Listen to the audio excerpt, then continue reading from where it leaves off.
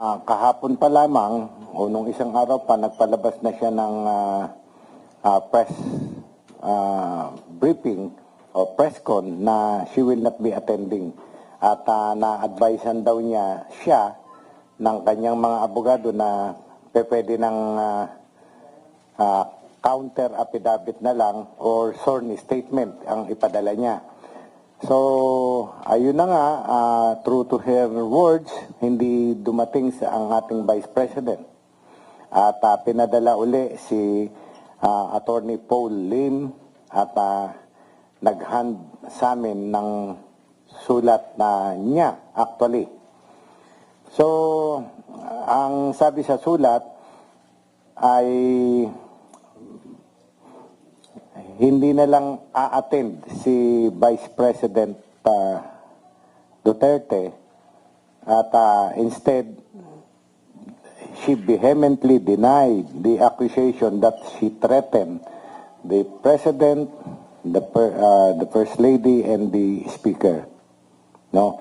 But then, note, yung sulat ay sulat ng kanyang abogado at mayroon lamang conformity ng ating Vice President. Okay. So, there is no, for us, there is no sworn statement, there is no counter affidavit to speak of na isinadmit si Vice President. So, we will just proceed. Remember, we have the clippings, yung video clip ng kanyang press con noong November 23, if I'm not mistaken. And then, we subpoenaed several people at taken their statement. We interviewed them. So, all these things, pag-uusapan na namin lahat. At yung mga umattend, media and vloggers, ay last day ang investigation namin this coming Friday. No, may hanggang sa Friday may dadating. Pagka wala na, uupo na kami yung panel of investigators. Uupo na kami, pag-uusapan naming mabuti ito. Pero alam nyo naman, holiday, siguro baka twice a week lang kami makaupo at mag-aral. But expect our recommendation, our report to the DOJ by early January. Ganun po ang mangyayari. So, yes sir. May nabanggit po ba si VP Sara? Kasi alala ko dito sa speech niya, may mapaliwanag niya later na may mga threats din sa buhay niya. Yes. Nailakala niya ba yun dun sa... Yung tungkol sa threat sa buhay niya, binabanggit niya lang din, binalik niya sa akin yung sinasabi ko na under our laws, we are mandated to step in and investigate threat sa Pangulo, First Lady, down hanggang sa Chief Justice. Ibinabalik niya lang sa akin yun. But then, she did not specify kung sino tao nagte-threat sa kanya. Wala siyang isinama na proof kung ano yung threat na yon. Ibinalik niya lang sa amin na yung sinasabi ko na we will investigate. But then, yung hindi niya pag-appear, hindi siya nakipag-cooperate para malaman namin kung sino nagte-threat sa kanya. No? Kasi wala namang specific eh. Maaaring magtanong kayo, bakit itong threat ni BP sa presidente, iniimbestigahan nyo? Siya mismo nagsalita kasi, si BP mismo ang nagsalita nun. Alam namin kung kanino nanggagaling ang threat. Whereas, yung threat kay Vice President, hindi namin alam kung sino yung nagte-threat sa kanya. At siya lamang ang makakapagbigay sa amin ng information regarding that matter. Yes po. Next question, sir. Masasabi niyo ba na nag-cooperate si VP Sara kaugnay sa investigation sa allegation niya sa Tax Transportation? Yung cooperation niya, masasabi niyo ba na binigyan niya ang cooperation niya na ay sulat na binigyan? Well, at least, ibinalik naman ni BP Sara yung courtesy na ibinibigay namin sa kanya, ibinalik niya naman by sending lawyers and denying that she committed threats against the life of the president. So, ayun. Sabi nga, respect begets respect, ano? Nare-respeto namin si VP, narespeto niya naman kami. By sending a lawyer and advising that she will no longer appear, instead, she just vehemently deny the accusation hurled against her. Okay.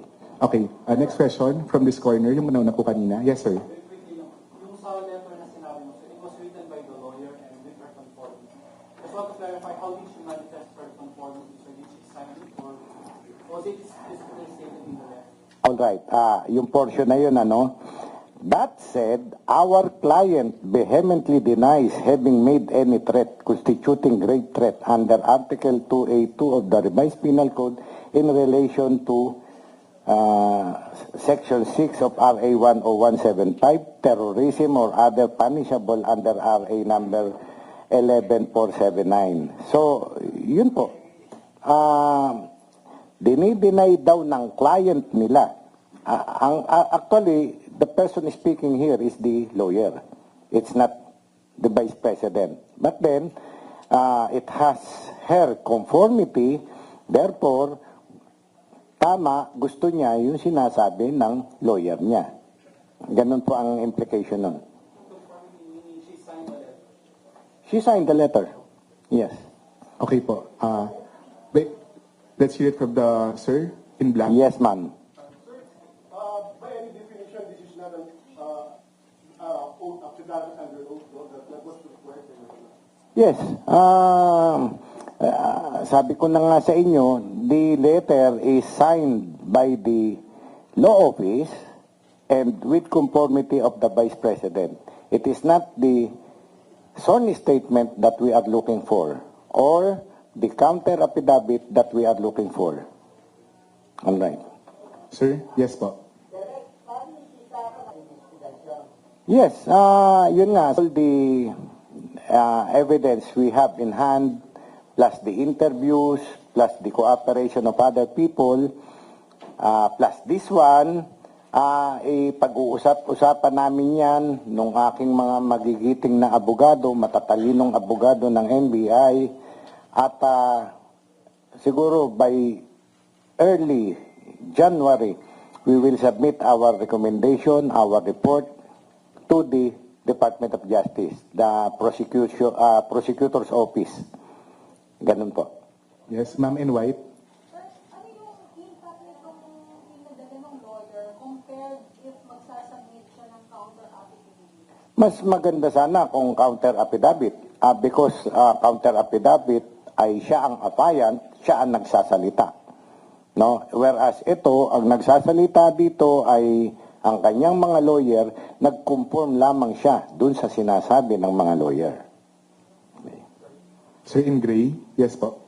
Sir, ano yung magiging, ano yan, tutulad mo sa impact, sir, magiging mas madali ba para sa NBI dahil sino yung pinadala niya o dahil magiging mahirap dahil yung Alam nyo, mas mapapadali ang trabaho kung si ma'am ay nag-appear sa amin, nasagot yung aming mga katanungan para sa kanya, mas mabilis ang trabaho. Kaya nga sabi ko sa inyo, with this letter, with the clippings on hand, with the interviews we had, i-collate namin yan lahat at nakita nyo, almost 2 weeks or 3 weeks kaming mag-uusap-usap para makaformulate ng isang report recommendation na parehas sa lahat ng involved dito sa insidenteng ito. Sir John Consulta, you have a question, sir. for that appearance here, sir, sa NBI sa araw po ito, does it mean, sir, na parang binigay na niya yung karapatan niya marinig? Correct po. Remember na ilang aspect ang iniimbestigahan sana namin. But then, parang she refused na to cooperate with us. Hindi na namin maimbestigahan thoroughly. Katulad yung threat sa kanya. Gusto namin maraming kaming itanong sa kanya. Ang binabanggit niya lamang, general accusation na 6 months ago ay natetret na raw siya. Ay, walang definite na sino ba, paano, ganun po.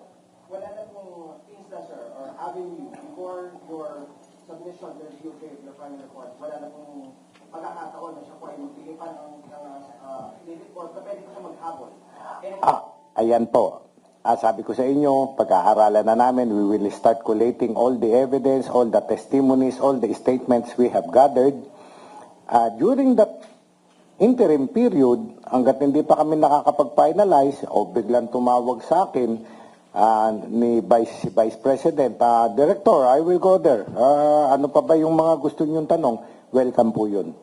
But we are no longer setting another date for her to appear. Nasa sa kanya na po yun. Ma'am in white, followed by ma'am in yellow. Meron po bang nilagay ng justification yung mga lawyers po kung bakit nasabi ng camp nila na hindi naman talaga nag-threat si PP? Aside po Alright. Alam mo, ang sinasabi niya na ang NBI ay under administrative control ng DOJ, na ang secretary ay si Secretary Remulla, that ES ay si Executive Secretary Bersamin, under niya kami, sila, ES and SOJ ay alter ego ng President, so pwede daw, yun ang paniniwala niya na parang kami ay under these people, ganon, parang hindi maganda yung ano niya. Kaya she deemed it prudent not to appear na lang before us and instead deny the accusation held against her. Ganon po.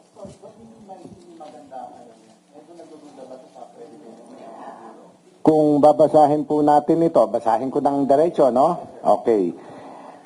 We thank you for your letter dated 02 December 2024 in which you summarize the factual antecedents and expounded on the subject matter of your investigation.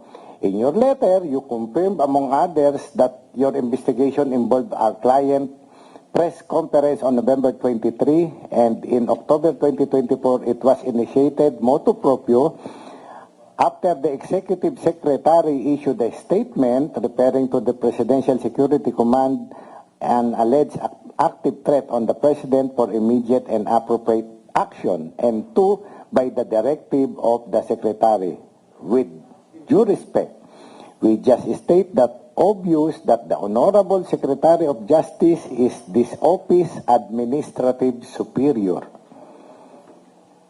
head of agency and the President's alter ego, while the Honorable Executive Secretary is the President's chief alter ego. Given these facts, you will kindly understand our client's prudence in her cooperation with the office and her desistance from appearing and giving any statement on December 11 today, 2024. Ganun po ang pagkaka-relay sa amin.